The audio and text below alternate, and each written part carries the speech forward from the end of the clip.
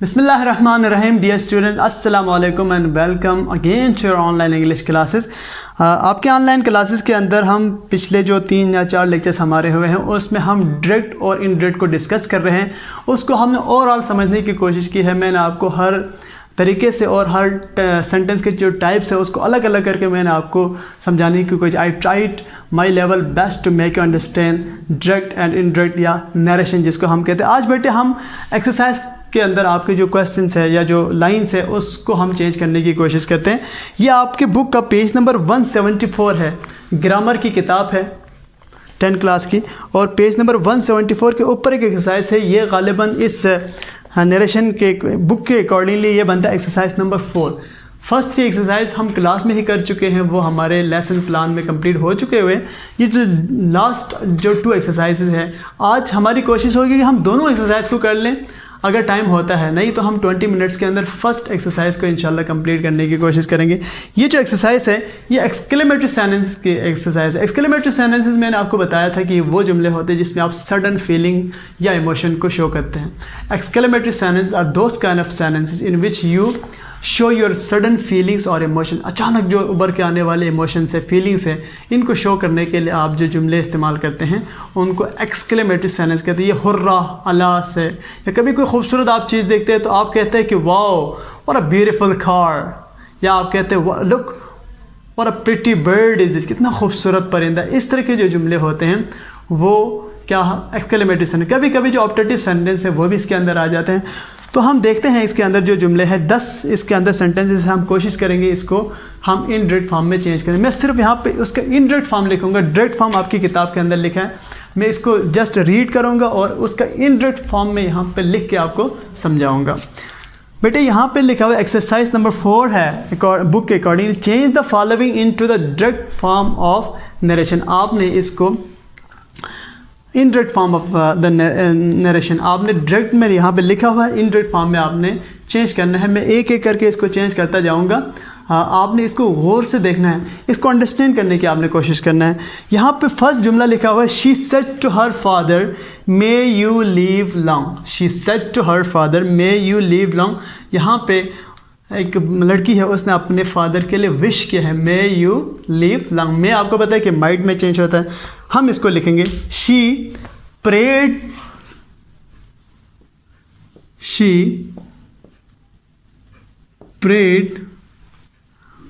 To her father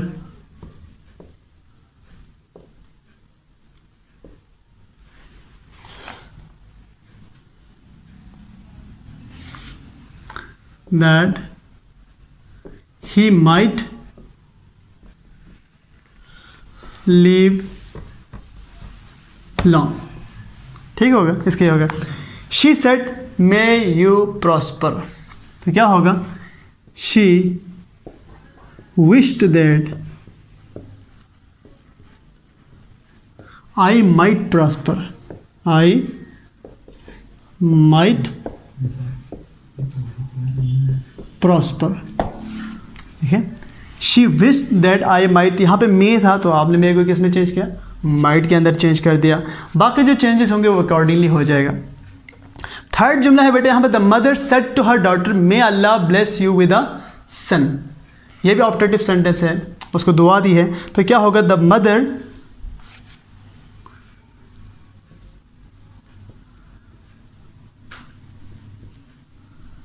prayed, या to लिखने की जरूरत नहीं है,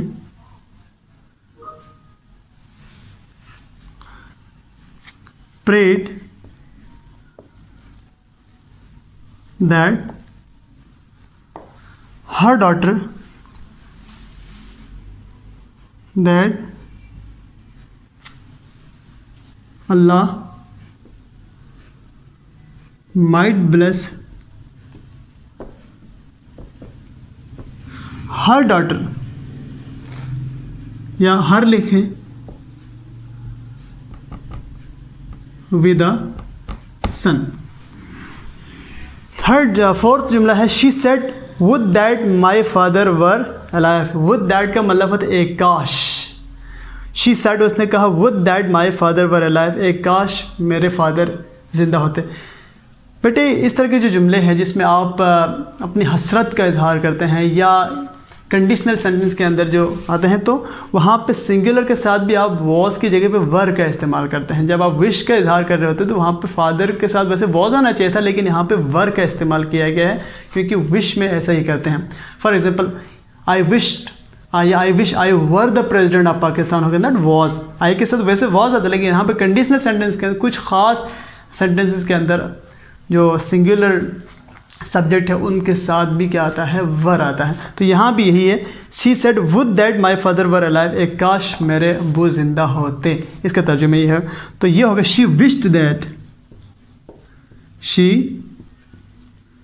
ये फर्स्ट जुमला है, ये सेकंड है, ये थर्ड है, ये fourth. She wished that her father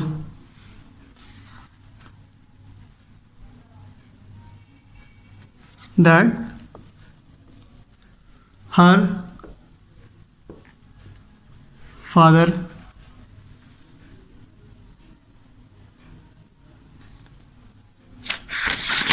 इसको देखना पड़ेगा, had been आएगा, her father had been alive। हमें पता है कि जो सेकंड फॉर्म है वो जो या आप जो सेकंड पास्ट सिंपल है वो किस में चेंज होता है, वो पास्ट परफेक्ट के अंदर चेंज होता है। अब बेटे आगे क्या है, she said what a beautiful piece of art, she said what a beautiful piece of art. तो यहाँ पे क्या होगा, ये एक्सक्लेमेटरी सेंटेंस है, तो यहाँ पे इस तरह होगा, she exclaimed with surprise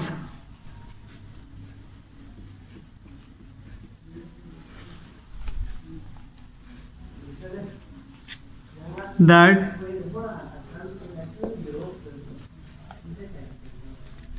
was a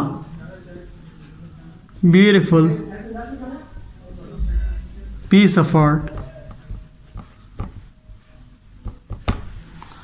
right? अब आगे बढ़ते हैं। He said how well she sings, how well she sings। तो इसका यूं होगा, he said that she sang very well, या आप यूं said that की जगह पे आप लिखें he exclaimed with surprise that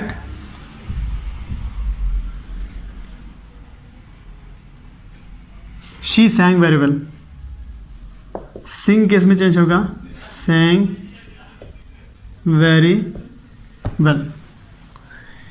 she exclaimed with surprise that she sang very well। sing first form, second form में प्रेजेंट सिंपल, पास्ट सिंपल में चेंज हो गया, बहुत इजी है ये तो। he said alas we cannot defeat our enemy, उसने कहा अफसोस, alas का मतलब होता है अफसोस, हम अपने दुश्मनों को शिकस्त नहीं दे सके। तो इसका क्या होगा, he exclaimed with lament, he exclaimed with regret, लिख सकते हैं आप यहाँ पे regret लिखे या lament लिखे, with regret that they could not, can not किस में चेंज होगा, could not defeat their enemies, right. यहाँ पे ऊपर जगह नहीं हो रहा इसलिए मैं नीचे लिख रहा हूँ, ठीक हो गया। और सेंटेंस नंबर 9 हमारे पास है, क्या है, she said what a pity you missed that function. She exclaimed with grief,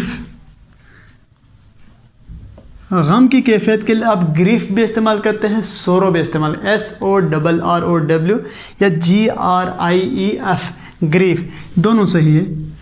she exclaimed with grief that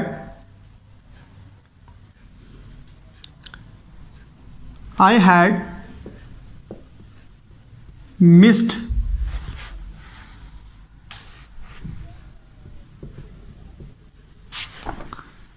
that function,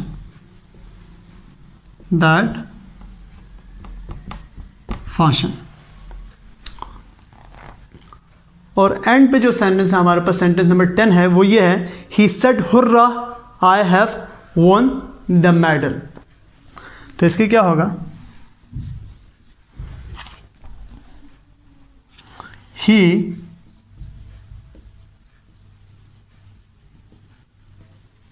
exclaimed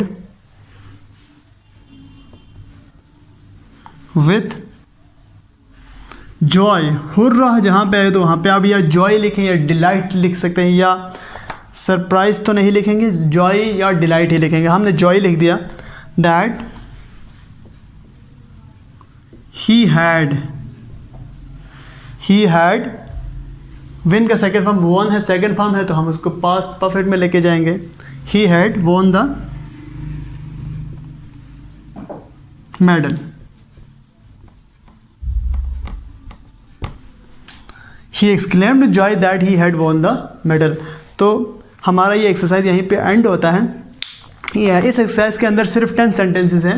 10 sentence को हमने डिस्कस किया, और सबसे पहला सेंटेंस है शी, मैं इसको रिपीट कर रहा हूँ, she said to her father may you live long. ये आपके पास ऑप्टेटिव सेंटेंस है। कौन सा सेंटेंस है?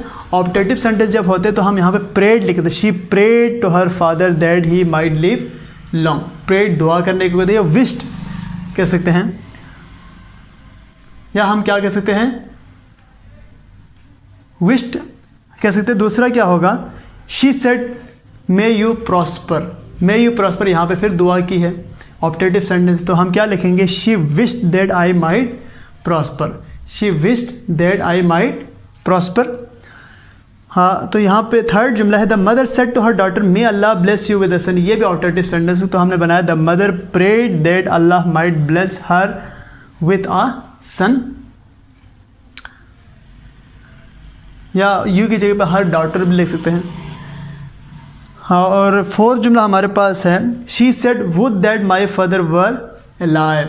ये एक्सक्लेमेटरी सेंटेंस है, तो हमने यहाँ पे लिखा है she wished that her father had been alive. और फिफ्थ जुमला हमारे पास है, the mother said to her son may you return success. अच्छा, ये लिखना मैं भूल गया हूँ, तो इसका आप मैं इधर नीचे एंड पे लिख देता हूँ। यहाँ पे फिफ्थ का, the mother said to her son may you return successful. इसका एंड वाले का मैं यहाँ पे लिख रहा हूँ, द मदर विश्ड या प्रेड, ये 5 वाला है, the mother prayed that her son, her son might return successful, might return। हम मूव करेंगे, इसके जो लास्ट एक्सरसाइज है उसकी तरफ हम मूव करेंगे। इसके अंदर भी 10 सेंटेंस है, हम इसको देखते हैं कि इसको हम कैसे कन्वर्ट कर सकते हैं। Change the following into the indirect form of narration. अच्छा, इस एक्सरसाइज के ऊपर आने से पहले आपने जो शॉर्ट एक्सरसाइज है उसको भी एक नज़र देखना है, तो मैं इसको एक दफ़ा रीड करता हूँ। She says I hope I am not let. She says that she hopes she is not let. जब सेज आता है तो अंदर टेंस में कोई तब्दीली नहीं आएगा। He says I want to speak to you, इसके अंदर रैंडम सेंटेंस है। He says that he wants to speak to him. You have said they are waiting outside. You have said that they are waiting outside. जब present simple हो, past simple हो या present perfect हो तो अंदर change नहीं आता। You have said they are waiting outside. You have said that they are waiting outside. You will say she is cranky. You will say that she is cranky. अब मैं यहाँ पे लिखूँगा they say we have done our duty, तो इसका होगा they said they say that they have done their duty. First का ये होगा they say that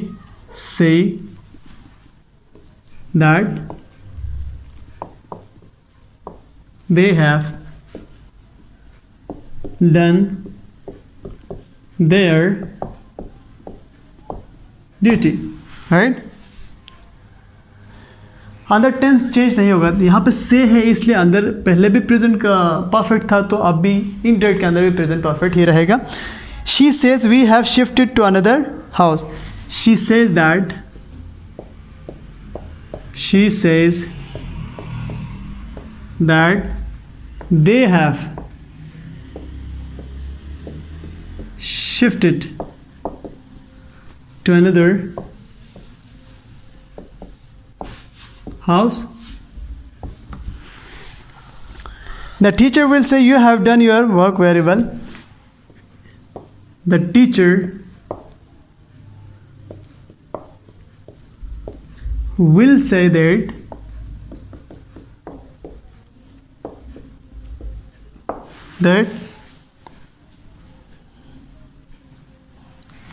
we have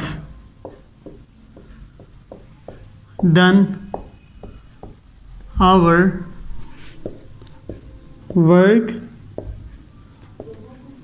very well। 4 का क्या होगा यहाँ पे? He says she has written me a very encouraging letter. He says that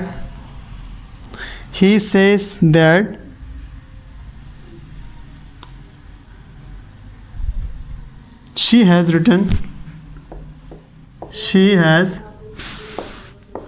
him a very encouraging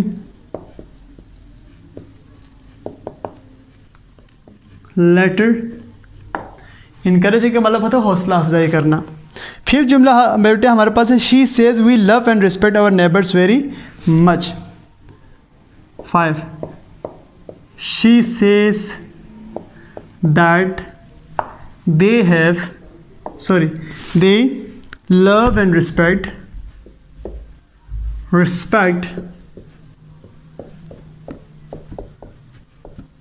their neighbors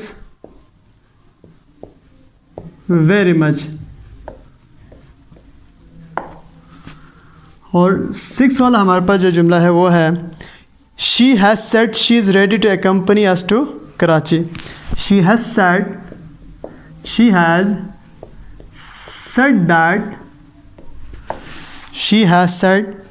that she is ready to accompany